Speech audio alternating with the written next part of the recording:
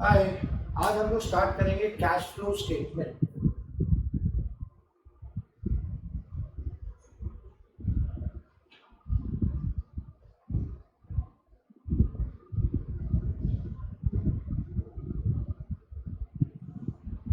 देखो यार, cash flow statement होता क्या, पहले ये समझो। ये एक ऐसा स्टेटमेंट है जो ऑर्गेनाइजेशन में एक पर्टिकुलर पीरियड में, जो नॉर्मली एक साल का होता है, उस पर्टिकुलर पीरियड में कितना पैसा आया और कितना पैसा गया, सिर्फ पैसा आना और जाना। हमको प्रॉफिट से यहाँ पे कोई मतलब नहीं। हम सिर्फ ये देखना चाहते हैं कि हमारे ऑर्गेनाइजेशन में कितना कैश आया और कितना कैश गया, उसकी कैलकुलेशन कैश फ्लो स्टेटमेंट में की जाती है। दूसरी चीज, इसको बनाता कौन है बेटा? बना तो इसको कोई भी ऑर्गेनाइजेशन सकता है, बट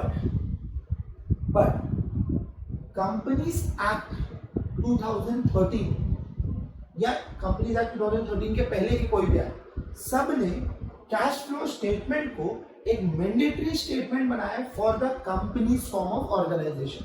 हर कंपनी के फाइनेंशियल स्टेटमेंट्स में चार चीजें होती है। क्या क्या ध्यान से सुनिएगा, कितनी चीज होती है? चार चीजें। चार में से सबसे पहला होता है statement of profit and loss, जो आप प्रॉफिट एंड लॉस के नाम से सुनते थे, यहाँ पे उसको statement of profit and loss बोला जाता है। दूसरा होता है बैलेंस शीट। तीसरा होता है नोट टू अकाउंट, उस बैलेंस शीट के नोट टू अकाउंट बनते हैं, एसपीएल के नोट टू अकाउंट बनते हैं, वो चीज होती है तीसरी। चौथी होती है cash flow statement. Every company is required to prepare its cash flow statement as on the end of the financial year. अब कैश फ्लो स्टेटमेंट हम किस अकाउंटिंग स्टैंडर्ड के हिसाब से बनाते हैं? कैश फ्लो स्टेटमेंट बनता है अकाउंटिंग स्टैंडर्ड 3 रिवाइज्ड के अनुसार। Accounting standard 3 cash flow statement revised, ये है आपका कैश फ्लो स्टेटमेंट का अकाउंटिंग स्टैंडर्ड। अब इसमें मैं आगे बढ़ता हूं, पहले ये समझिए ये आपको बताने क्या चाह रहा है। Cash flow statement, a statement which shows inflow and outflow of cash of an organization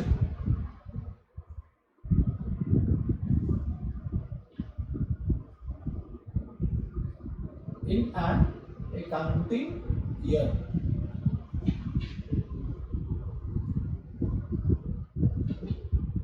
ये तो हो गया।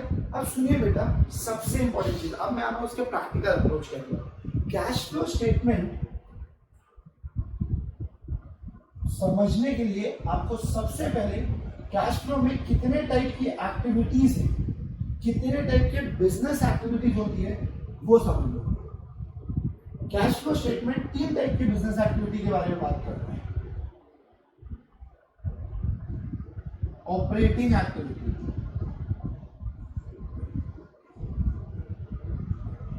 सबसे पहले क्या हुआ? Operating activity. अब ध्यान से सुनना बेटा, ऑपरेटिंग एक्टिविटी क्या होती है?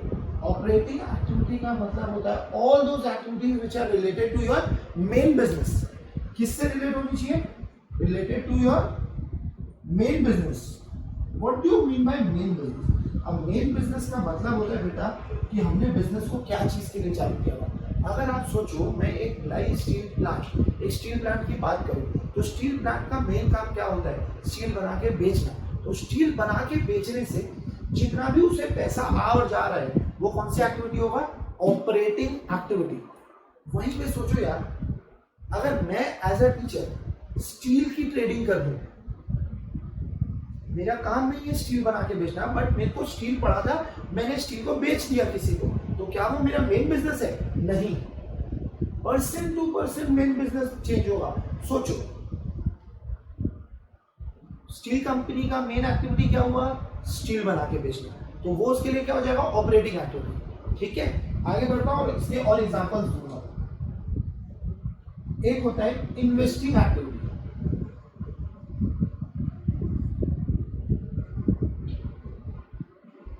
इन्वेस्टिंग एक्टिविटी का मतलब होती है ऐसी एक्टिविटी जो आपके एसेट्स, मतलब फिक्स्ड एसेट्स से रिलेटेड हो।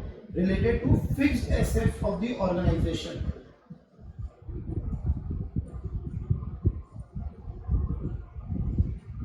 मैं एक और एक्टिविटी बताता हूं, फिर इसके एग्जांपल्स डिस्कस करेंगे। तीसरा होता है financing activity.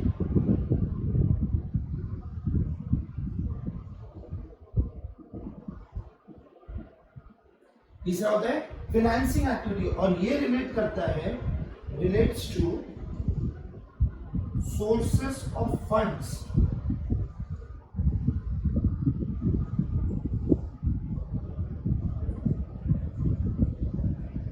Of an organisation.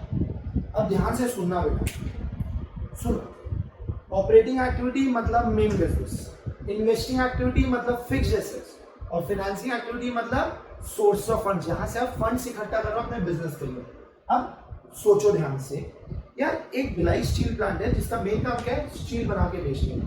अब अगर वो स्टील बना के बेच रहा है और उसमें जो भी उसके खर्चे और इनकम हो रही है, आउटफ्लो और इनफ्लो है, वो कहाँ जाएगा, ऑपरेटिंग एक्टिविटी। लेकिन वही सोचो यार, भिलाई स्टील प्लांट के खुद के स्कूल्स भी हैं। क्या Bhilai steel plant was form to run a school?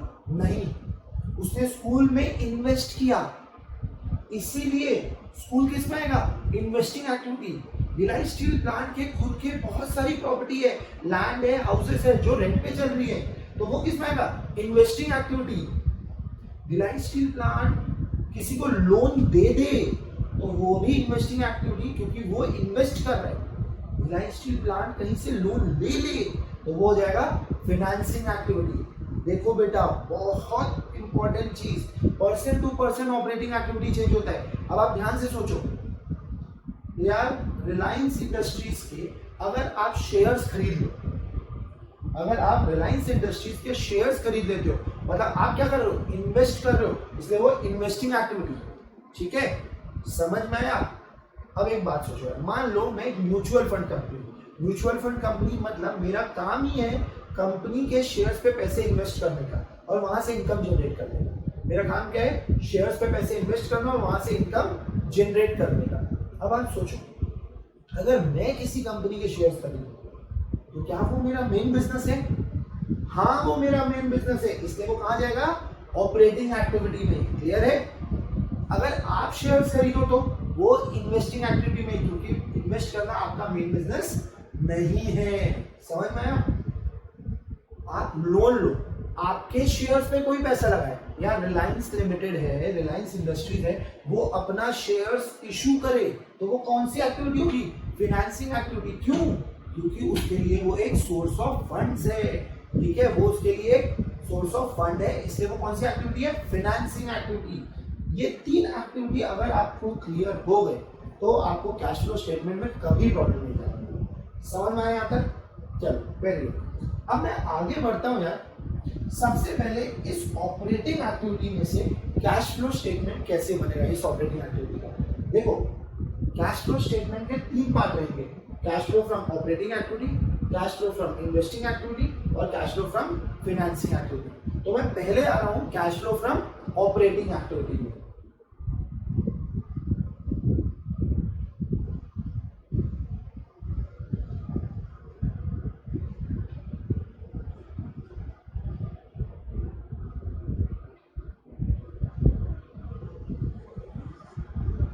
क्या है ये? It records cash inflow and outflow attributable to production और मेन बिजनेस। समझ में आया? जो आपका मेन काम है उससे रिलेटेड जो भी आपके पास पैसे आ और जा रहे हैं वो कौन सी एक्टिविटी में आएगी, ऑपरेटिंग एक्टिविटी में। अब आधे लोग का डाउट है, सर फिर क्यों बनवा रहे? हम तो लास्ट ईयर बनाए थे, क्या बनाए थे, प्रॉफिट एंड लॉस अकाउंट, उससे प्रॉफिट निकालने थे, उतने ही तो पैसे आएंगे, हाँ कि ना? चलिए आप ही बताइएगा मुझे आंसर। मैं एक एग्जांपल दे रहा हूँ, एग्जांपल देखो।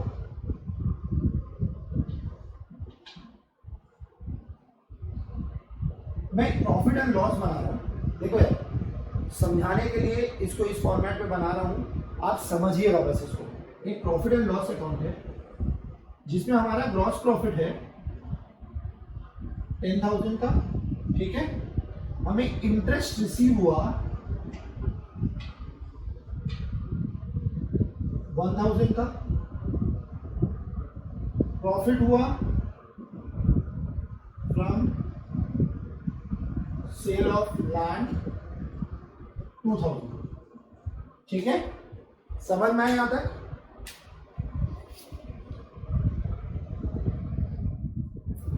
देखो बेटा, profit from sale of land हुआ 2,000। मान लीजिए एक्सपेंसेस में हमारे पास सैलरी है, रेंट है, इंटरेस्ट या कमीशन पेड है पहले, फिर इंटरेस्ट पेड है,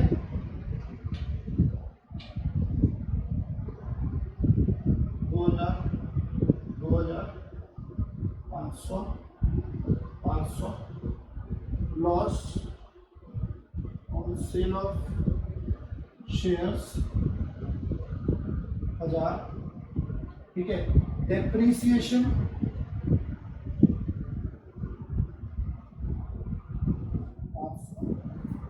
देखो बेटा, आगे हम लेते हैं गुडविल रिटर्न ऑफ, इसको मैं अमोर्टाइजेशन भी लिख सकता था।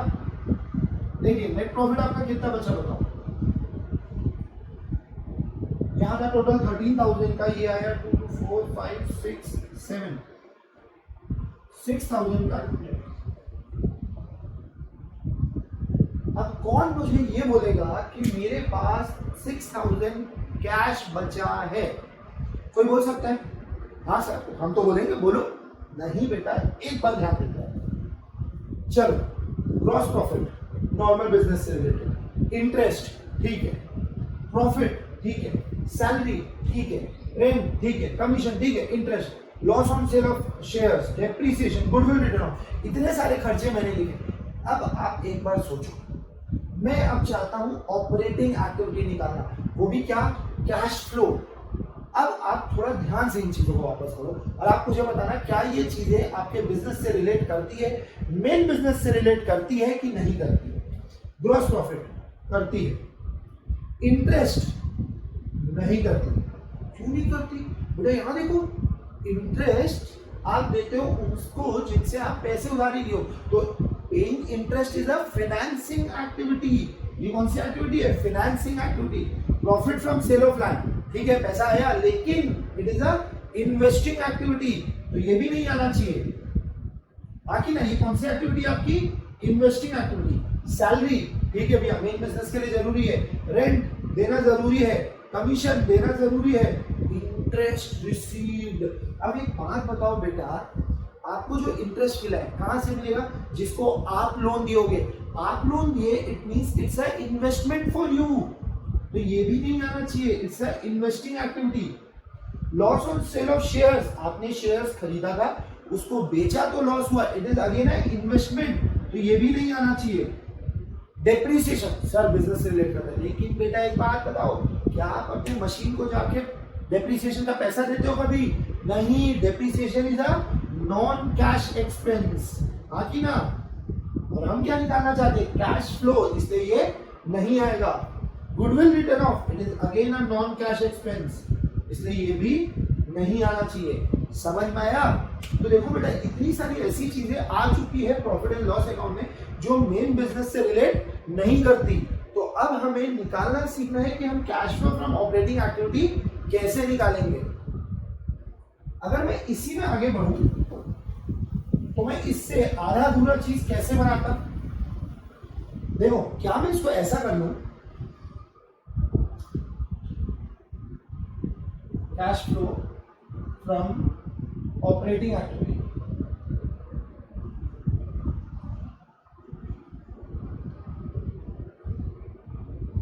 बताओ क्या करूं? क्या मैं रिवर्स चलूं?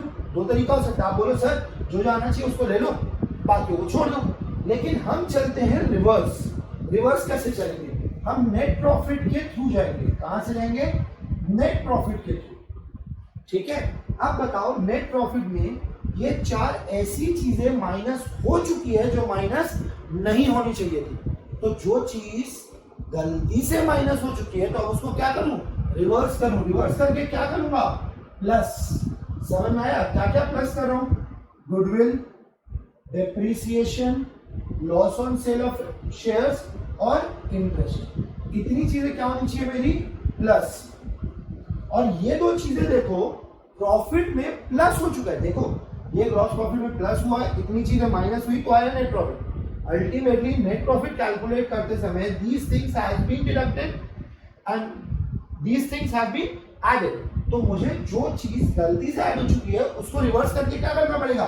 माइनस करना पड़ेगा। क्या क्या है बेटा? देखो इंटरेस्ट ये रिसीव वाला है और ये पेड वाला है, माइनस प्रॉफिट। आपका ग्रॉस प्रॉफिट था 6,000 रुपए, गुडविल 500, डेप्रिसिएशन 500, 1,500, इंटरेस्ट रिसीव 1,000 और ये 2,000। चलिए बताइए कितना है?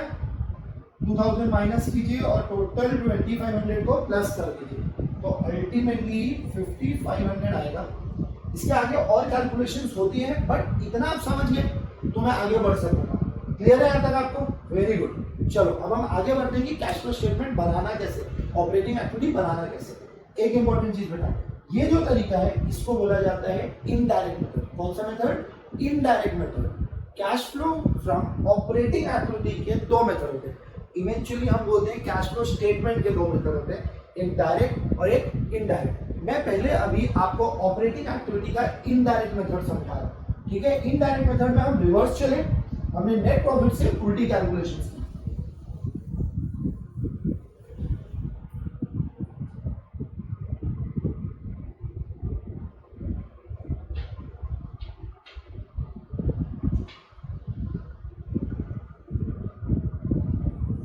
अब सुनिए, इस कैश फ्लो स्टेटमेंट का ना एक फॉर्मेट दिया हुआ है और आपको उसी फॉर्मेट में चलना चाहिए सो दैट आप AS3 को कंप्लाई कर सको। तो हम उसी फॉर्मेट में चलते हैं।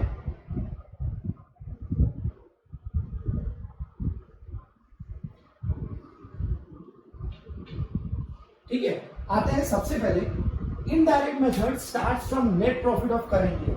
कहां से स्टार्ट होता है? Net profit of current year. ठीक है, अब एक बात बताओ यार, करेंट ईयर का नेट प्रॉफिट आप निकालोगे कैसे? सोचो यार, एक कंपनी था जिसका ओपनिंग प्रॉफिट था 10 करोड़ रुपए, ठीक है? इस साल के एंड में उसका टोटल प्रॉफिट है 15 करोड़ रुपीस का। आप बताओ वो कंपनी ने इस साल कितना कमाया? Very good. जिन लोगों ने 5 करोड़ का आंसर दिया उनका आंसर एकदम सही है। तो आपने निकाला कैसे? Closing profit minus opening profit. आपने 15 करोड़ माइनस 10 करोड़ किया तो आपकी करेंट ईयर की प्रॉफिट निकल गई। ये हो गया आपका नेट प्रॉफिट। ठीक है, अब इसमें 4 चीजें एडजस्ट होगी बेटा। देखो ये 4 चीजें ना आगे जाके हम अगर इसको वर्किंग नोट में बनाएंगे तो भी चलेगा, बट अभी समझने के लिए यही बनाओ सो दैट आप एक कंटिन्यूटी रख पाओगे। 4 चीजें एडजस्ट होती है, ठीक है? कितनी चीजें? 4 चीजें। देखिए बेटा, इस नेट प्रॉफिट में सबसे पहले आपको एडजस्ट करना है डिविडेंड। कौन से? किसको? डिविडेंड। ठीक है, अब डिविडेंड याद रखिएगा 2 टाइप के होते हैं, एक होता है प्रपोज्ड डिविडेंड और एक होता है इंटरिम डिविडेंड। क्या होता है? प्रपोज्ड और इंटरिम। सुनिएगा, प्रपोज्ड डिविडेंड इस साल का, मतलब अगर आप 2021 ईयर में साल 2020-21 में हो तो इस साल का प्रपोज डिविडेंड डिक्लेयर और पे होगा अगले साल। कब होगा? अगले साल। क्यों ऐसा? बेटा देखो, प्रपोज डिविडेंड को पे करने के लिए ना बोर्ड ऑफ डायरेक्टर्स को कंपनी के एनुअल जनरल मीटिंग में शेयर होल्डर से अप्रूवल लेना पड़ता है। शेयर होल्डर से अप्रूवल लेना पड़ता है। तो इस साल का डिविडेंड कब पे होगा? अगले साल। तो एक बात बताओ बेटा, अगर मैं करंट ईयर 20-21 में हूं तो इस साल कौन सा डिविडेंड ड्यू और पे होगा? करंट ईयर का कि लास्ट ईयर का? इस साल का डिविडेंड अगले साल। तो पिछले साल का डिविडेंड इस साल। तो प्रपोज डिविडेंड कौन सा आएगा? Last year proposed. समझ में आया? क्लियर है? क्यों ऐसा समझ में आया? प्रपोज डिविडेंड वो होता है जो करंट ईयर का कब ड्यू और पे होता है? अगले साल। ठीक है, तो भाई इस साल में कौन सा डिविडेंड ड्यू और पे हुआ? पिछले साल का। ठीक है, आ जाओ इंटरिम डिविडेंड। इंटरिम डिविडेंड का मतलब वो डिविडेंड जो इसी साल ड्यू होगा और इसी साल पे हो जाएगा। साल के बीच में board of directors dividend approve भी करते हैं और पे भी कर देते हैं, ठीक है। तो भैया इस साल का डिविडेंड कब भी हुआ, इस साल, पे कब हुआ, इस साल, तो ये हो जाएगा डिविडेंड। समझ में आया डिविडेंड। फिर आता है एक्स्ट्रा ऑर्डिनरी एक्सपेंसेस। अब ये एक्स्ट्राऑर्डिनरी एक्सपेंसेस क्या है? ऐसे खर्चे यार जिसको मैं normal day to day business working में नहीं मान सकता, जैसे कि आग लग गई, चोरी हो गई, तो ये होता है एक्स्ट्राऑर्डिनरी एक्सपेंसेस। इनको मैं नॉर्मल बिजनेस में नहीं मान सकता, इसलिए इनको मैं हटा दूं। समझ में आया? वैसे अगर कोई इसकी इनकम हो गई तो वो लेस हो जाएगी। क्यों लेस हुई? क्योंकि बेटा वो पहले क्या हुई थी, प्लस हुई थी प्रॉफिट में, इसलिए अब माइनस। सर ये एक्स्ट्राऑर्डिनरी इनकम क्या होगी? बेटा चोरी हुई तो एक्स्ट्राऑर्डिनरी लॉस, और उसका इंश्योरेंस क्लेम मिल जाएगा तो एक्स्ट्राऑर्डिनरी इनकम। समझ में आया? फिर आएगा ट्रांसफर टू रिजर्व्स। बेटा अब आप सोचो, मान लो यार अभी आपके पास 500 रुपए, कितना है 500 रुपए, उस 500 रुपए में से 200 रुपए को आप अलग करके रख दिए कि मैं इसको खर्चा नहीं करूंगा, बचा कर। कितना था 500, 200 को आपने अलग किया, बचा कितना 300, ठीक है। 500 था, 200 को आपने अलग करके रखा कि खर्चा नहीं करूंगा, तो बचा कितना 300। बताओ आपके पास कितने पैसे? 300। नहीं बच्चे लोग, आपके पास 500 ही है बेटा, ये 200 रुपए अलग पड़ा है, खर्चा थोड़ी हुआ है। वैसे ही अगर मैं कुछ पैसों को रिजर्व्स में ट्रांसफर कर देता हूँ, इसका ये मतलब नहीं है कि मेरे पैसे चले गए। Those funds are just kept aside for contingent situations. इसीलिए transfer to reserve is a non cash activity, उसमें एक्चुअली पैसा आता जाता नहीं है, इसलिए मैंने उसको ऐड कर दिया। अच्छा वही 200, 300 था, 200 ट्रांसफर से उठा लिया, अब क्या आपका ज्यादा हो गया पैसा? नहीं हुआ। वैसे ही अगर रिजर्व से ट्रांसफर करोगे, ट्रांसफर फ्रॉम रिजर्व, तो उसको भी हम कैश एक्टिविटी नहीं मानेंगे, इसलिए हमने उसको लेस कर दिया। अब आता हूं लास्ट एक पॉइंट पे, प्रोविजन फॉर टैक्स।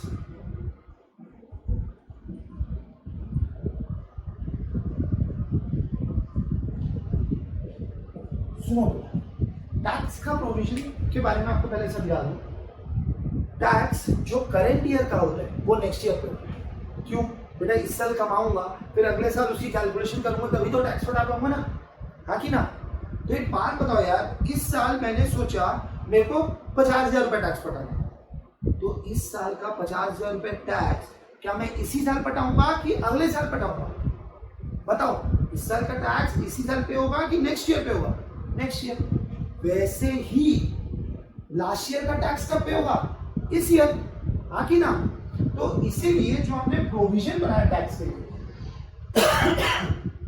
सॉरी इसीलिए जो हमने प्रोविजन बनाया टैक्स के लिए, उसको हम नॉन कैश मान रहे हैं। क्यों? क्योंकि वो पैसा इस साल नहीं जाने वाला, वो पैसा अगले साल जाएगा, इसलिए हम उसको यहाँ पे ऐड बैक कर रहे हैं।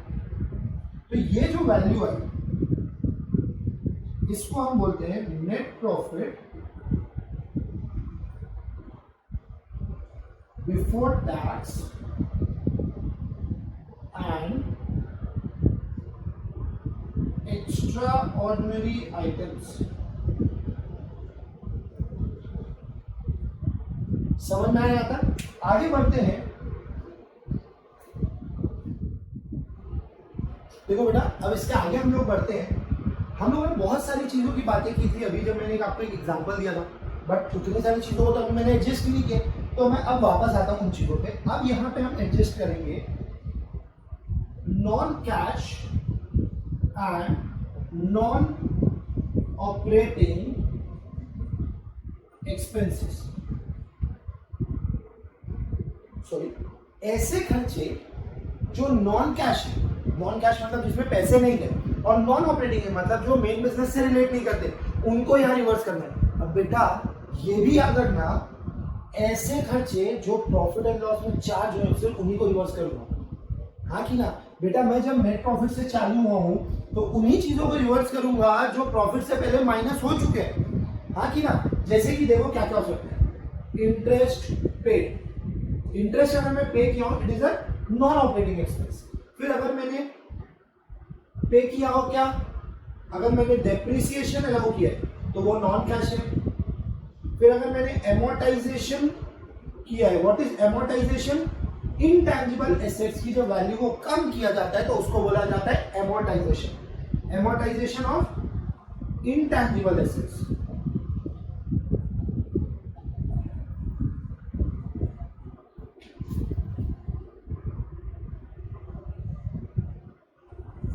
वैसे ही इसमें अगर मैं बढ़ूं तो loss on sale of assets, ये भी मेरा नॉन ऑपरेटिंग एक्सपेंस है, हाँ कि ना? इसमें और भी चीजें हो सकती है बट ज्यादा डीप अभी आपके लिए जरूरत नहीं, हम क्वेश्चन पे उसको आगे बढ़ेंगे। यहां तक क्लियर है आपको? वैसे ही सोचो बेटा, अगर नॉन ऑपरेटिंग इनकम होता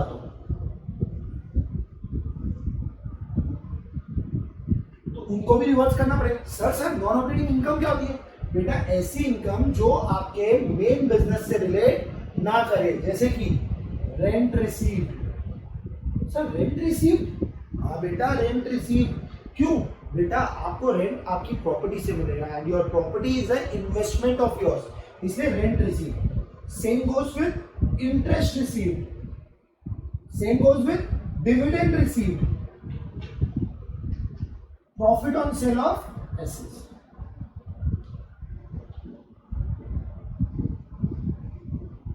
समझ में आया? यहां तक क्लियर आपको? देखो मैंने हर वो चीज जो प्रॉफिट एंड लॉस में चार्ज हो चुकी है and it is a non cash और नॉन ऑपरेटिंग आइटम्स, तो मैंने उन चीजों को यहां पे एडजस्ट कर दिया। इतना एडजस्ट करने के बाद जो वैल्यू आएगा उसको हम बोलेंगे operating profit before working capital changes. अब यहां वर्किंग कैपिटल की ओर सुनिए बेटा। अब आप सोचो बेटा, वर्किंग कैपिटल निकलता कैसे? Working capital equals to current assets minus current liabilities. हाँ कि ना? सही है। अब सोचो बेटा, वर्किंग कैपिटल में हर करंट एसेट है ना, हर current asset has already been adjusted in your trading account. Sir trading account कैसे? बेटा एक बात बताओ, अगर आप क्रेडिट सेल्स करते हैं तो भी तो वो सेल्स में ऐड होता है, बट क्या क्रेडिट सेल से पैसा आया था? नहीं आया था। इसलिए हम यहाँ पे उन करंट एसेट्स को जो आपके बिजनेस के डे टू डे वर्किंग में यूज होते हैं, उन करंट एसेट्स और उन करंट लायबिलिटीज के इनफ्लो और आउटफ्लो को एडजस्ट करेंगे। ठीक है?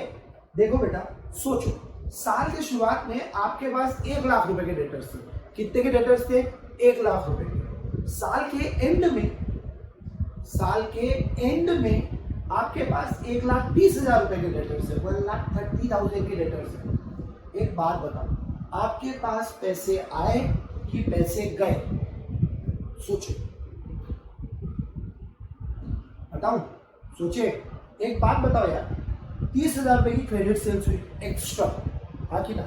1 लाख पहले डेटर्स थे, 1,30,000 अभी डेटर्स है। सोचो पुराने 1 लाख रुपए के डेटर्स में से पूरा पैसा मिल गया, कोई दिक्कत नहीं, लेकिन नए भी तो 1,30,000 आ गए, जो कहां जाके ऐड हुए थे? सेल्स में, हाँ कि ना? क्रेडिट सेल्स, हाँ कि नहीं? सेल्स में। और सेल्स में एक ऐसी चीज आई है जिसमें पैसा नहीं आया, तो उनको एडजस्ट करना बहुत जरूरी है। अब एकदम इजी लैंग्वेज में सोचो, अगर आपके डेटर्स बढ़ गए, आपको किसी से पहले 1 लाख रुपए लेना था, अब 1,30,000 रुपए लेना है, मतलब आपके पास से फंड्स गए होंगे। उधारी बढ़ी मतलब आपके पास से फंड्स गए होंगे, हाँ कि ना? तो इंक्रीज इन करंट एसेट्स। देखो बेटा, ये फंड्स आने और जाने का मैं आपको समझाने के लिए कर रहा हूं। एक्चुअल रीजन क्या है? क्योंकि ये करंट एसेट्स और करंट लायबिलिटीज ट्रेडिंग अकाउंट में पहले ही इफेक्ट कर चुके हैं, एंड बीइंग यहाँ पे जो नॉन कैश वाला पार्ट है उसको हम यहाँ पे इफेक्ट करा रहे हैं। करंट एसेट बढ़ना या करंट एसेट्स कम होना? सोचो, अगर आपके करंट एसेट्स बढ़ गए मतलब आपके पास से फंड्स गया, इसीलिए फंड्स गया, इसीलिए लेस। समझ में आया? अगर आपके करंट एसेट्स कम हो गए, मान लो किसी से पहले आपको 1 लाख रुपए लेना था, साल के शुरुआत में 1 लाख रुपए लेना था, साल के एंड में 80,000 रुपए लेना है, बताओ उसने कितने रुपए दे दिए? 20,000 रुपए। फंड्स आपके पास आ गया, इसलिए ये क्या होना चाहिए? ऐड। ठीक है, इसलिए क्या होना चाहिए? ऐड। अब एक चीज ध्यान दीजिएगा, यहां पे excluding cash and cash equivalents. अब बेटा कैश एंड कैश इक्विवेलेंट्स क्या होता है ना, वो मैं आपको लास्ट में बताऊंगा, अभी नहीं। ठीक है, कैश एंड कैश इक्विवेलेंट क्या होता है वो हम बाद में देखेंगे। कैश एंड कैश इक्विवेलेंट की डेफिनेशन AS3 में दी गई है, और cash flow statements inflow and outflow of cash and cash equivalents देखता है, बट मैं उसमें अभी इसलिए नहीं जा रहा हूं, आप कंफ्यूज ना हो जाओ। ठीक है, इसको खत्म हो जाते हैं फिर मैं आपको बताऊंगा। वैसे एक बात बताओ यार, अगर आपकी करंट लाइबिलिटीज बढ़ जाए या करंट लाइबिलिटीज कम हो जाए,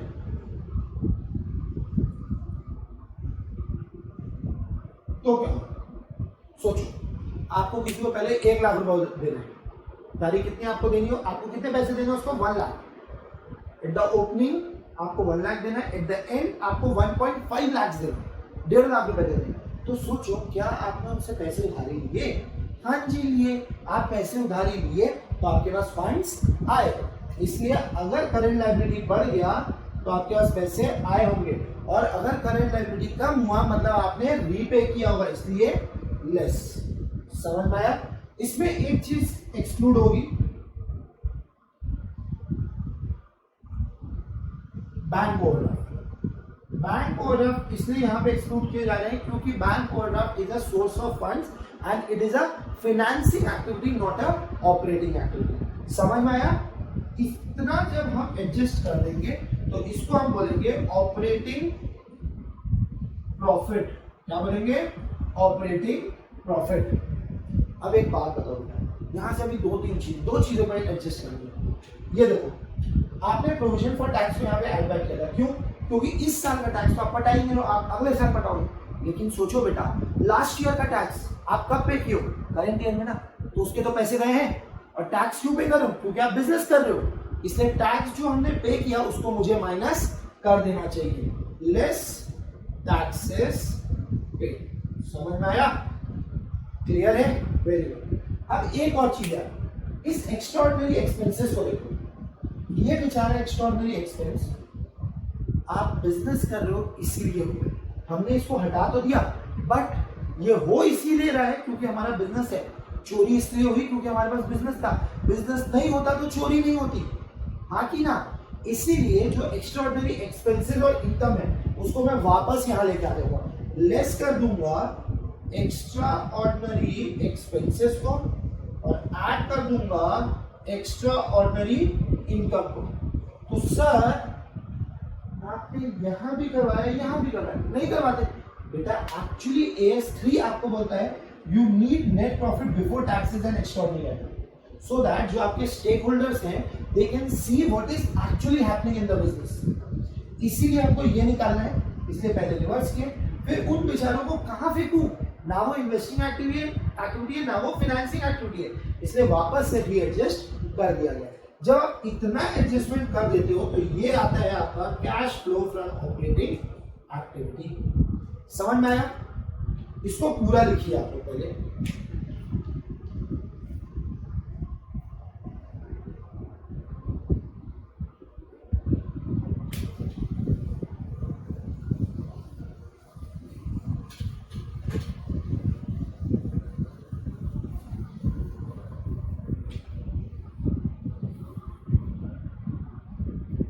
देखो बेटा, मैं एक चीज की डेफिनेशन जो छोड़ के रखा था, cash and cash equivalents.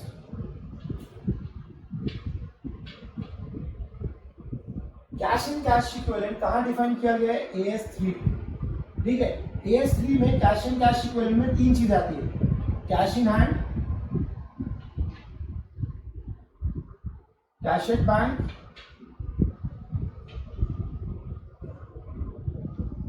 Marketable securities और इसको आप करंट इन्वेस्टमेंट भी बोलते हो।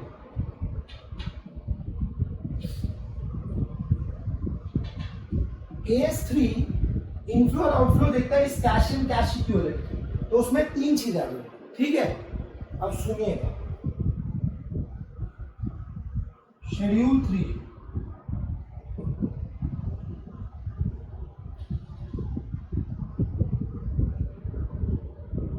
Companies act 2013।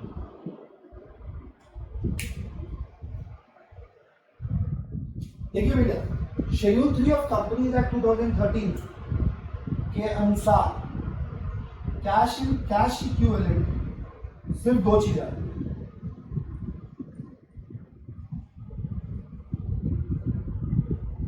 Cash in hand, cash at bank. तो बहुत ध्यान रखिएगा, कभी भी cash and cash equivalent AS3 के अनुसार करंट इन्वेस्टमेंट को इंक्लूड करता है, लेकिन शेड्यूल 3 के अनुसार करंट इन्वेस्टमेंट को इंक्लूड नहीं करता है, ठीक है। तो हमेशा याद रखिएगा, जब आपको क्वेश्चन दिया जाएगा बैलेंस शीट का, उसमें एक कैश एंड कैश इक्विवेलेंट लिखा होगा और करंट इन्वेस्टमेंट अलग से लिखा हो सकता है। तो याद रखिएगा, क्योंकि मैं कैश फ्लो स्टेटमेंट बना रहा हूं, इसलिए मुझे अपने बैलेंस शीट के कैश एंड कैश इक्विवेलेंट में करंट इन्वेस्टमेंट को ऐड करना है, ठीक है। समझ में आया? वेरी गुड, यहां तक आप लोग करिए, फिर आगे बढ़ते हैं।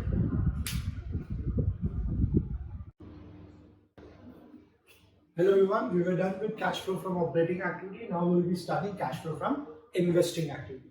जैसा हम लोगों ने डिस्कस किया था कि cash flow from investing activity में बिजनेस की इन्वेस्टिंग एक्टिविटीज का कैश एंड कैश इक्विवेलेंट का इनफ्लो एंड आउटफ्लो होगा। इन्वेस्टिंग एक्टिविटी क्या थी? ऐसी एक्टिविटीज जिसमें फिक्स्ड एसेट्स रिलेटेड हो, जिसमें फिक्स्ड एसेट्स पे पैसे लग रहे हो या फिक्स्ड एसेट्स से पैसे आ रहे हो, उसको हम कहां रिकॉर्ड करेंगे? Cash flow from investing activity. अब देखते हैं इसमें क्या क्या चीजें आ सकती है।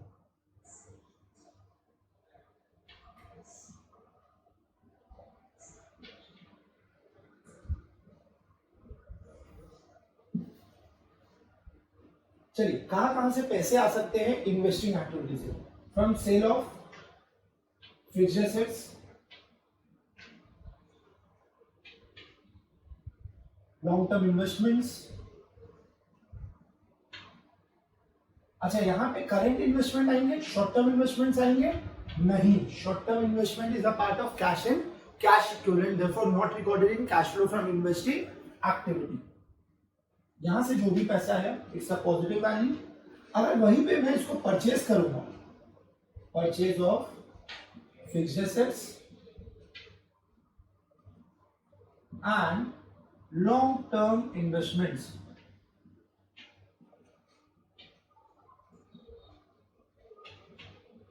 ये मेरे लिए आउटफ्लो है, इसलिए ये नेगेटिव वैल्यू है, that's why it is written in bracket indicating the negative value. ये हो गया परचेज सेल, हो गया फिक्स्ड एसेट्स और लॉन्ग टर्म इन्वेस्टमेंट्स का। और कहां से पैसे आ और जा सकते हैं? सोचो यार, अगर आपने किसी शेयर्स पे इन्वेस्ट करके रखा है तो वहां से डिविडेंड आएगा, डिविडेंड रिसीव। आपने कहीं पैसे लोन पे दिए हैं तो हो सकता है डिवेंचर पे इन्वेस्ट किया है, तो हो सकता है वहां से इंटरेस्ट आपको रिसीव होगा। देखिए बेटा, ध्यान दीजिएगा, interest received is a investing activity. वहीं पे अगर आप इंटरेस्ट पे कर रहे हो तो वो आपके लिए फाइनेंसिंग एक्टिविटी था, because it is paid to the one who lends us some money. और वैसे ही रेंट भी रिसीव हो सकता है क्योंकि आपकी प्रॉपर्टी में आपने इन्वेस्ट किया था। ये तीनों figures positive value because it is being received. इसका जो नेट वैल्यू आएगा ये होगा आपका cash flow from investing activity. समझ में आया तक? Very good. नेक्स्ट एक्टिविटी पे आते हैं, cash flow from financing activity.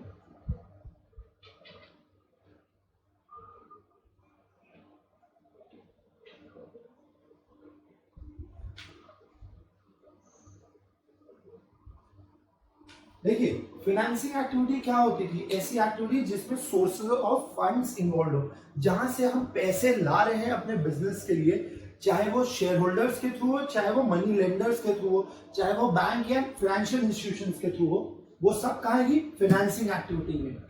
तो अब हम आते हैं इसमें क्या क्या चीजें आएंगी वो देखने के लिए।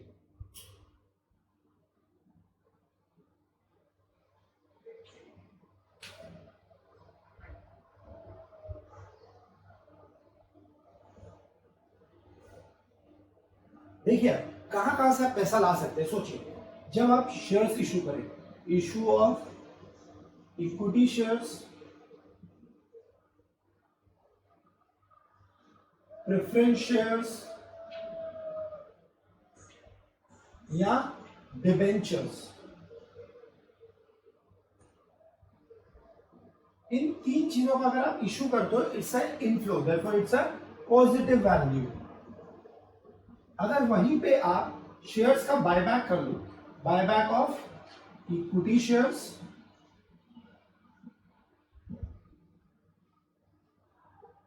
तो ये आउटफ्लो है। Redemption of preference shares and debentures, ये हमारे लिए आउटफ्लो हो जाता है, इसलिए ये नेगेटिव वैल्यू है।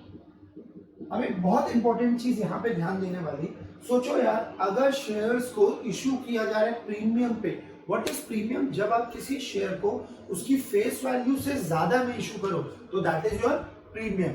अगर शेयर्स को इशू किया गया प्रीमियम पे तो फेस वैल्यू प्लस प्रीमियम,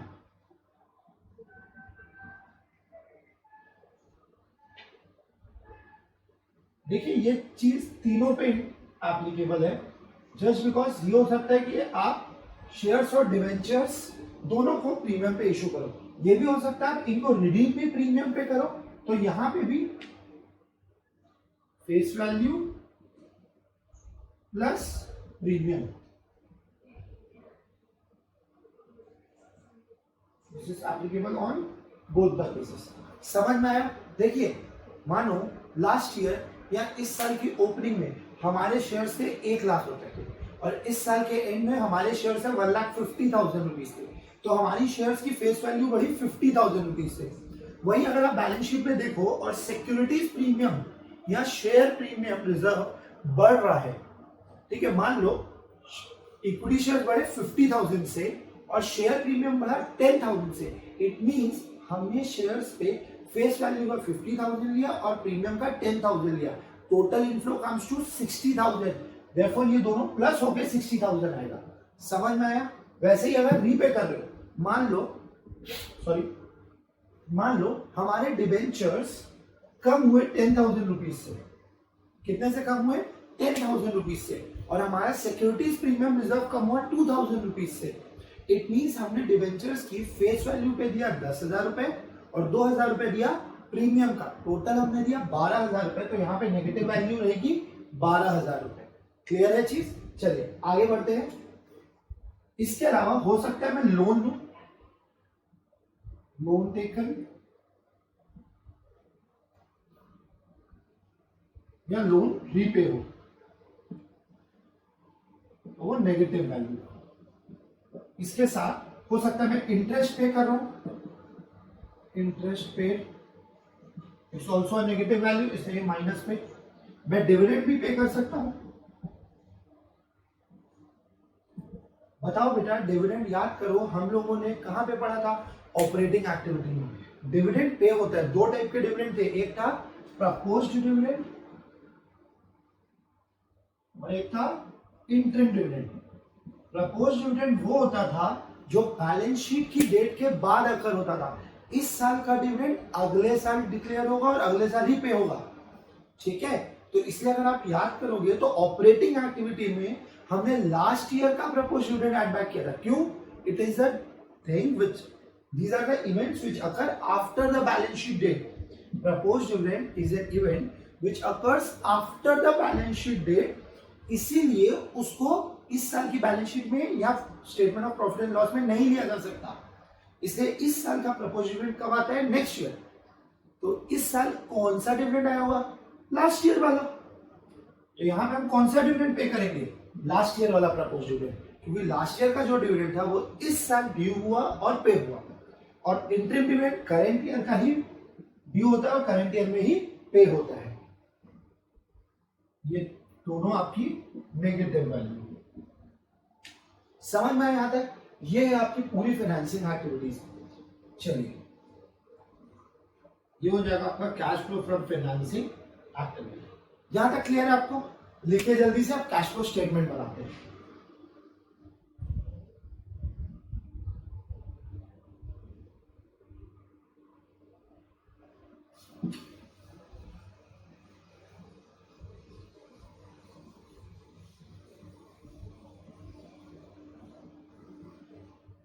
देखिए कैश फ्लो स्टेटमेंट कैसे बनेगा। सबसे पहले कंपनी का नाम,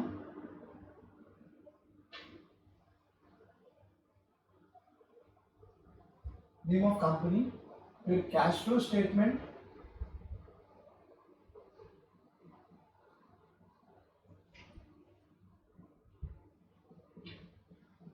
फॉर द ईयर एंडेड, जिस भी ईयर के लिए आप बनाने हैं,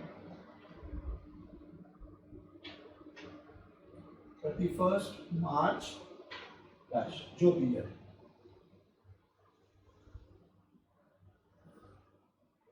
इसके अगर आप फॉर्मेट में देखेंगे तो कॉलम्स आप बनाइएगा पर्टिकुलर्स, डिटेल्स और अमाउंट। देखो यार, कैश फ्लो स्टेटमेंट में तीनों एक्टिविटी थी, cash flow from operating activity, cash flow from financing and cash flow from investing. तो सबसे पहले आप यहां cash flow from operating activity बनाएंगे, जिसकी पूरी कैलकुलेशन आप इनर कॉलम में करोगे। जो भी कैलकुलेशन होगी वो यहां होगी, इसका फाइनल अमाउंट यहां क्लोज होगा, फिर ये बाहर आएगा। समझ में आया? यहां पे आपका cash flow from operating activity close. ये पॉजिटिव और नेगेटिव दोनों हो सकता है।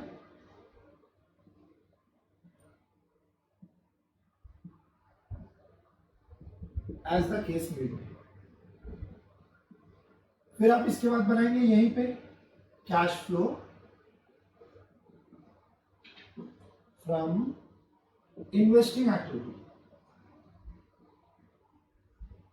सेम उसकी भी कैलकुलेशंस आप यहां करेंगे।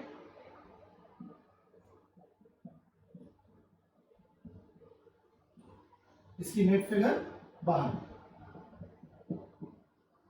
Third, cash flow from financing activity.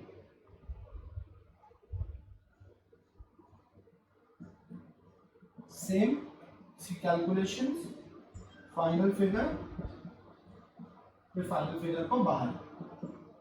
इतनी चीजें होने के बाद आपने ये तीनों एक्टिविटी समझ लिए बनाना कैसे।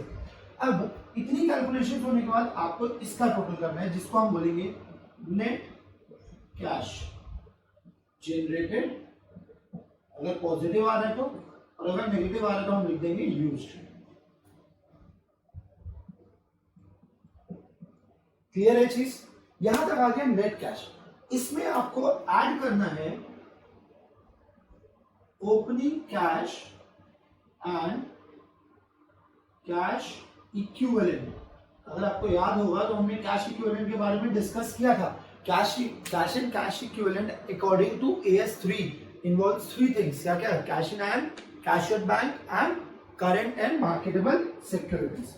जब आप इसमें opening cash and cash equivalent को ऐड करेंगे तो इसका answer should be equal to closing cash and cash equivalent. जब ये टैली कर गया मतलब आपने कैश फ्लो स्टेटमेंट एकदम सही बनाया। तो ये है आपका फाइनल कैश फ्लो स्टेटमेंट, जो आपके लिए फाइनल आंसर लाएगा। क्लियर है? यहां तक लिखिए पूरा।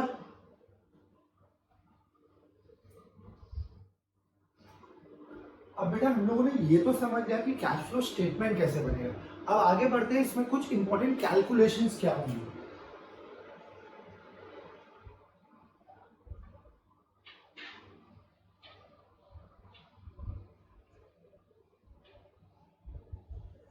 सबसे पहली कैलकुलेशन आपको यहाँ पे ये समझना है कि डिविडेंड का क्या होता है। मैंने वैसे तो डिविडेंड आपको डिस्कस किया था, बट डिविडेंड मैं आपको बता देता हूँ। दो टाइप का डिविडेंड है बेटा, एक है प्रपोज डिविडेंड और एक होता है इंटरिम डिविडेंड।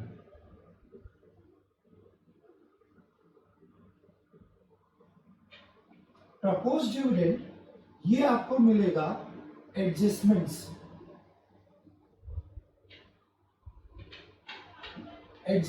में, और इंटरिम डिविडेंड कहाँ लिखा हुआ? एडजस्टमेंट्स में। ये कभी भी आपको बैलेंस शीट में नहीं मिलेंगे, याद रखिएगा, ठीक है। चलिए, प्रपोज डिविडेंड, इसका क्या इफेक्ट होगा? लास्ट ईयर प्रपोज डिविडेंड कहाँ इफेक्ट करता है? लास्ट ईयर का प्रपोज डिविडेंड का दो इफेक्ट है, एक है ऐड होगा cash flow from operating activity में, और दूसरा इफेक्ट माइनस होगा cash flow from financing activity में, ठीक है। वैसे ही इंटरिम डिविडेंड, कौन सा इंटरिम डिविडेंड? करंट ईयर वाला, current year interim dividend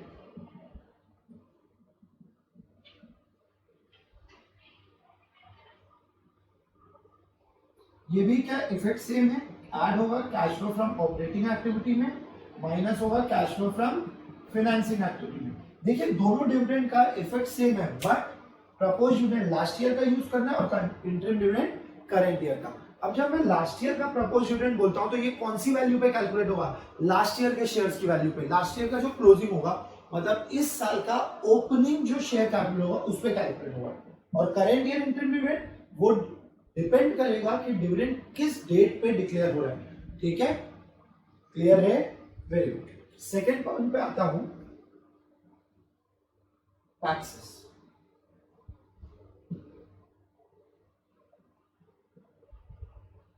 provision for tax.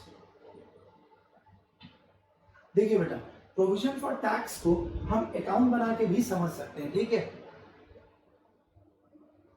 चलिए, प्रोविजन फॉर टैक्स अकाउंट पहले मैं आपको समझाता हूं, फिर उसके बाद इसका एक इजी तरीका समझाता हूं। Provision for tax is a liability, इसलिए इसका ओपनिंग बैलेंस कहाँ आएगा? Credit side by balance drop down opening balance, और वहीं पे इसका closing balance to balance carry down, ठीक है। ओपनिंग और क्लोजिंग बैलेंस आपको बैलेंस शीट में मिल जाएंगे, ठीक। अब आप बताओ यार, करंट ईयर का प्रोविजन फॉर टैक्स, उसका इफेक्ट कहां होना चाहिए और उसकी जर्नल एंट्री क्या होनी चाहिए? करंट ईयर का जो प्रोविजन फॉर टैक्स होगा उसकी जर्नल एंट्री होगी SPL account debit to provision for tax, इसीलिए यहां पे आएगा by SPL. What is SPL? SPL is your statement of profit and loss. अब आप बताइए मेरे को, प्रॉफिट एंड लॉस में कौन सी ईयर का टैक्स आएगा? इस साल का कि कभी और साल का? करंट ईयर का। यहां आएगा करंट ईयर प्रोविजन। समझ में आया? क्लियर है? और टैक्स पेड की एंट्री बताइए, provision for tax to cash account, to cash account, taxes paid. तो देखो बेटा, अगर आपको ध्यान होगा, जो करंट ईयर प्रोविजन होता था ये ऐड होता था कहां पे? Cash flow from operating activity में, और जो टैक्सेस पेड होता था वो माइनस होता था cash flow from operating activity में, हाँ कि ना? क्लियर है चीज? ठीक है। अब कई लोगों को ना अकाउंट बनाने में दिक्कत होती है, तो यार एक सिंपल सा कैलकुलेशन समझा देता हूं आपको इसका। एक बात बताओ, provision for tax is the liability, liability की कैलकुलेशन हमेशा कैसी होती है? आप खुद सोचो यार, आपको पहले किसी को 10,000 रुपए देने थे, कितना देना था? 10,000 रुपए।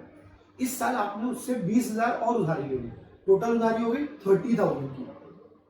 सॉरी, पहले कितनी उधारी थी? 10,000, आपने 20,000 और ले ली, टोटल उधारी हो गई 30,000। इसमें से यार आपने 18,000 पे कर दिया। कितना पे कर दिया? 18,000, 18,000 रुपए। तो आपकी क्लोजिंग लायबिलिटी कितनी बची? 12,000। वही तो कैलकुलेशन इसकी है, करो। जो ओपनिंग लायबिलिटी थी वो हो गया ओपनिंग प्रोविजन फॉर टैक्स, आगे ना। जो करेंट ईयर लायबिलिटी है प्लस करेंट ईयर प्रोविजन, आगे ना। जितना आपने पे किया वो माइनस हो जाएगा taxes paid during current year,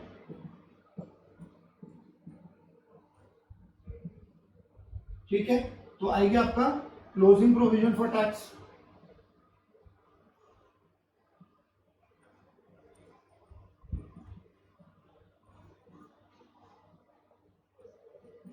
अब देखो, क्वेश्चन में बैलेंस शीट में आपको ओपनिंग और क्लोजिंग प्रोविजन फॉर टैक्स मिल जाएगा। एडजस्टमेंट में हो सकता है दोनों में से कोई एक इंफॉर्मेशन दे तो अगला बैलेंसिंग फिगर में निकाला जा सकता है। आप इसको यूज करें या इसको यूज करें, दोनों में कोई डिफरेंस नहीं है। क्लियर है चीज? चलिए आगे बढ़ते हैं।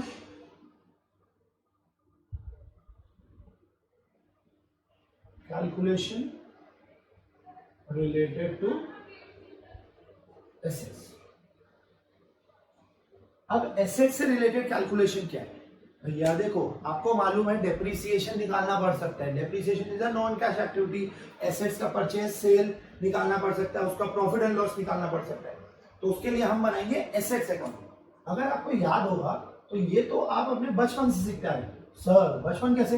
भैया क्लास 11 वो आपका बचपन ही था। चलिए एसेट्स अकाउंट बनाता हूं। एसेट इज अ, एसेट का बैलेंस कहां आता है? Debit side. To balance brought down, opening balance, ठीक है। वही उसका क्लोजिंग बैलेंस आएगा by balance carried down, closing balance, ठीक है। अब अगर आप एसेट बेच रहे हो तो एंट्री क्या होती है? पैसा आता है बाय बैंक या बाय कैश, सेल वैल्यू, ठीक है। उससे प्रॉफिट एंड लॉस निकलेगा by SPL, loss on sale, या to SPL, profit on sale, हाँ कि ना। करेंट ईयर का डेप्रीसिएशन बाय डेप्रीसिएशन, हाँ कि ना। और परचेज कर रहे हो तो टू बैंक परचेज, ठीक है। इतनी चीजें तो आप पहले ही पढ़ चुके हो। अब इसमें होता क्या बेटा? होता क्या? ओपनिंग क्लोजिंग दे देगा। हो सकता है आपको सेल की इंफॉर्मेशन दे तो सेल के साथ आप प्रॉफिट एंड लॉस निकालोगे। उससे हो सकता है आपका डेप्रिसिएशन बैलेंसिंग में निकले या परचेज ऑफ एसेट बैलेंसिंग में निकले। तो इतनी चीजें अगर आप देखोगे, हमेशा याद रखना जब भी आप कोई अकाउंट बना लो ना तो उसके ओपनिंग और क्लोजिंग चीजों का इफेक्ट नहीं होगा। क्यों? क्योंकि वो नलीफाई हो रहा है, उसका ही नेट फिगर बाकी चीजें, ठीक है। बताइए profit from sale of asset ये कहां जाता है? ऐड होता है कहां पे? ऑपरेटिंग एक्टिविटी में। Cash flow from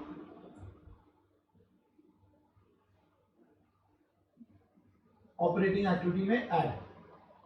purchase of asset minus होगा cash flow from investing activity. Sale value plus होगा cash flow from investing activity, पैसा आया। लॉस प्लस होगा cash flow from operating activity, और डेप्रिसिएशन भी प्लस होगा cash flow from operating activity. समझ में आया ये चीजें और उनका इफेक्ट? क्लियर है यहां तक? जल्दी से लिख लीजिए आप लोग पहले। चलिए बेटा अब आते हैं एक और इंपॉर्टेंट कैलकुलेशन में, जिसमें एसेट्स अकाउंट हम बनाना सीखेंगे अगर प्रोविजन फॉर डेप्रिसिएशन या एक्यूमुलेटेड डेप्रिसिएशन दिया हो तो। आपको पता है डेप्रिसिएशन को चार्ज करने के दो तरीके होते हैं। एक, या तो हम उसको डायरेक्टली एसेट पे चार्ज कर दें, या उसको अलग से एक्यूमुलेट करके या प्रोविजन फॉर डेप्रिसिएशन अकाउंट में मेंटेन करें। तो हम आते हैं उस सिचुएशन पे कैलकुलेशन कैसे होगी।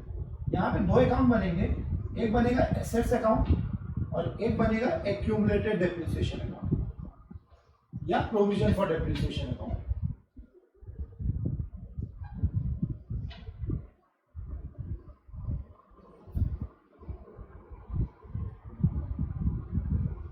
चलिए एसेट का ओपनिंग बैलेंस आता है डेबिट से, to balance brought down, opening balance, और वहीं उसका क्लोजिंग बैलेंस आता है by balance carried down, closing balance. अब बेटा एक इंपॉर्टेंट चीज याद रखिएगा, जब आप एक्यूमुलेटेड डेप्रिसिएशन अकाउंट मेंटेन कर रहे हैं तो एसेट अकाउंट बनाया जाता है एट कॉस्ट। इसमें आज तक कोई भी डेप्रिसिएशन चार्ज नहीं हुआ होता है। पूरा डेप्रिसिएशन कहाँ एक्यूमुलेट होता है? एक्यूमुलेटेड डेप्रिसिएशन में। तो इसका बैलेंस आएगा credit side by balance brought down, opening balance, और closing balance debit side, to balance carried down. अब सुनिए बेटा, अगर आप एसेट बेच रहे हो, ठीक है, देखो पूरा डेप्रिसिएशन कहाँ चार्ज हुआ है? एक्यूमुलेटेड डेप्रिसिएशन में। लेकिन एसेट है कहाँ पे? एसेट के अकाउंट में। तो अगर आप कोई भी एसेट बेचना चाहते हो तो सबसे पहला काम होता है उस एसेट का आज तक का पूरा डेप्रिसिएशन को एक्यूमुलेटेड डेप्रिसिएशन अकाउंट से ट्रांसफर करना एसेट अकाउंट में, ठीक है। अब आप सोचो बेटा, करंट ईयर डेप्रिसिएशन चार्ज करने की एंट्री क्या होगी? डेप्रिसिएशन चार्ज करने की एंट्री होगी depreciation account debit to accumulated depreciation account, हाँ कि ना? तो बाय डेप्रिसिएशन अकाउंट, हाँ कि ना? हाँ कि ना? Very good. इसके लिए एक और एंट्री की जा सकती थी, डायरेक्ट एंट्री वो हो सकती थी SPL account debit to accumulated depreciation. ठीक है, दोनों केस में यहाँ पे करंट ईयर डेप्रिसिएशन ही आ रहा है। समझ में आया? ये तो डेप्रिसिएशन यहाँ चार्ज हो गया। अब अगर मैं एसेट बेचता, डेप्रिसिएशन चार्ज किया था तो डेप्रिसिएशन टू एक्यूमुलेटेड डेप्रिसिएशन किया, हाँ कि ना? अब आप बताओ, अगर मैं उसी डेप्रिसिएशन को ट्रांसफर करना चाहूँ, उसी एक्यूमुलेटेड डेप्रिसिएशन को ट्रांसफर करना चाहूँ एसेट अकाउंट में, तो एंट्री क्या होनी चाहिए? सोचिए जल्दी से आप लोग, क्या होगी? Accumulated depreciation account debit to asset account. देखो, current year depreciation, depreciation account debit to accumulated depreciation. ठीक है, पहली एंट्री। दूसरा इंपॉर्टेंट क्या था? सेल ऑफ एसेट करते समय उसमें पहले क्या हो रहा है? Transfer of depreciation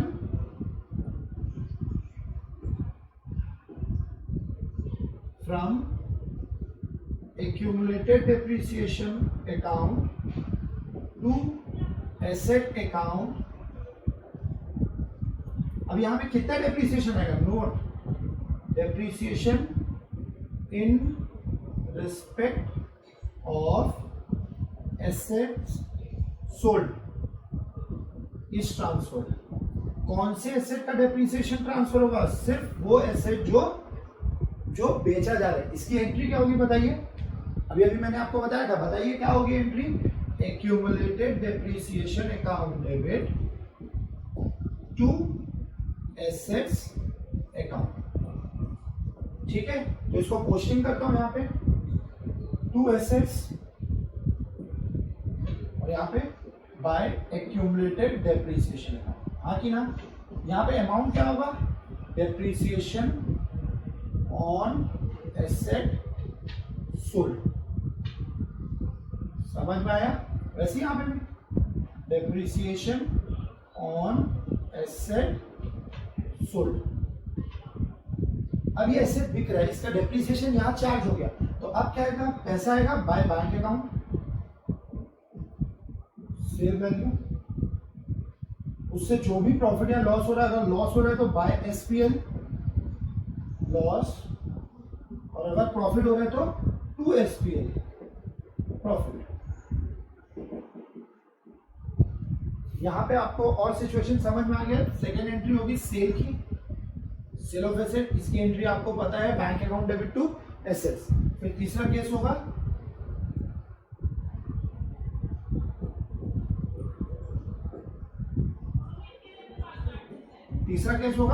profit and loss on sale. तो यहां पे प्रॉफिट हुआ तो ये, लॉस हुआ तो ये। यहां तक आप पूरा समझ गए? Very good. अब अगर आप एसेट को परचेस करो टू कैश या बैंक अकाउंट, हम बैंक लिखते हैं, to bank account purchase of asset, ये है आपका पूरा अकाउंट। इसमें मेन एक ही चीज इंपॉर्टेंट थी कि डेप्रिसिएशन जो भी चार्ज हो रहा है वो एक्यूमुलेटेड डेप्रिसिएशन अकाउंट में होगा, और अगर एसेट बेचा जा रहा है तो उसका पूरा डेप्रिसिएशन, उस एसेट पे आज तक जितना डेप्रिसिएशन लगा है वो ट्रांसफर कहां हो जाएगा? एसेट अकाउंट में। क्लियर है? इसमें भी सेम सिचुएशन है, जो वैल्यू नहीं दी हुई है वो आपको निकालनी पड़ेगी। क्लियर है? अब इफेक्ट्स देखो बेटा, मैंने पहले बोला ओपनिंग क्लोजिंग का कोई इफेक्ट नहीं होगा, तो इन ओपनिंग क्लोजिंग का भी इफेक्ट नहीं होगा। प्रॉफिट हुआ तो माइनस होगा cash flow from operating activity. Purchase of asset minus होगा cash flow from investing activity. Accumulated depreciation, इसका भी कोई इफेक्ट नहीं है क्योंकि वो इस साल से रिलेट ही नहीं कर रहा, हाँ कि ना? सेल वैल्यू प्लस होगा cash flow from investing activity में क्योंकि पैसा आ रहा है, और लॉस हुआ तो प्लस होगा cash flow from operating activity में क्योंकि वो प्रॉफिट से पहले माइनस हो चुका है। यहाँ पे ओपनिंग क्लोजिंग का कोई इफेक्ट नहीं, लास्ट ईयर का जो डेप्रिसिएशन है, जिस एसेट को बेचा गया उसका डेप्रिसिएशन का भी कोई इफेक्ट नहीं। करंट ईयर में डेप्री कहां जाएगा, प्लस होगा cash flow from operating activity. समझ में नहीं आता आपको? इतनी कुछ इंपॉर्टेंट कैलकुलेशंस है जो आपको करनी पड़ेगी while preparing your cash flow statement. चलिए यहां तक लिख लीजिए, आगे क्वेश्चंस हम लोग करेंगे। Bye bye.